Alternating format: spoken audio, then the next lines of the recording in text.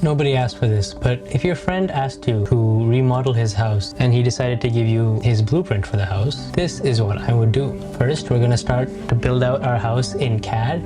Then we go to Blender and we open our house project. So to get started, what we're gonna do is we are going to import our CAD, and it's gonna look like this. If you import CAD, generally it'll have all of these poly errors. So after remeshing it, it will generally look like this. It's going to look like a base wall. I added this lot size just so I have all of the space for the front yard and the backyard in case I want to do the outdoor as well. Then I would go in and add a floor that fits the house. And then lastly, I would add a ceiling. Now that we have this done, we can save it and then go into render view mode.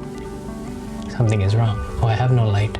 So this is going to be ray tracing all the lights that we're going to place. So let's remove the ceiling temporarily and then add all of our lights back. So these are all the lights that I have placed, and this is what I'm going to use to go look for specific lights. What ray tracing is actually doing is actually calculating every single light bounce and which way the math of the light is actually going. So in this scenario, what I've done is I've placed a bunch of balls of light that all have the radius of 0.2 meters throughout the house.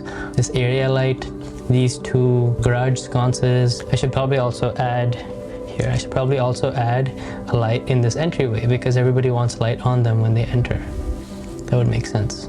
So now what I can do is I can add my fake ceiling back, and it seems like this area is pretty well lit. So let's go back and add all of our doors. So then we're gonna add our windows back. Then we can add back our pendant lamp over this island area over here.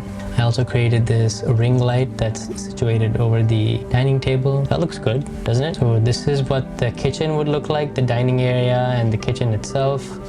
Let's go look at what the front of the house. This is the front of the house. We have no roof. This is important. So let's add back our roof. This is going to be a pretty flat roof, but this is actually the style of their house because it's an old 50s house. I feel like you can't have an awning this long without having supporting columns. So let's add 2 columns to support this front area.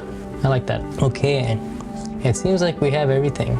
We can move through the space with our camera. We can pitch this and render this to clients. I really like the low ceilings because I feel like you can get a lot of character out of it, bleed a lot of light without having too many ceiling lights. Anyway, that's all I've done today. Peace.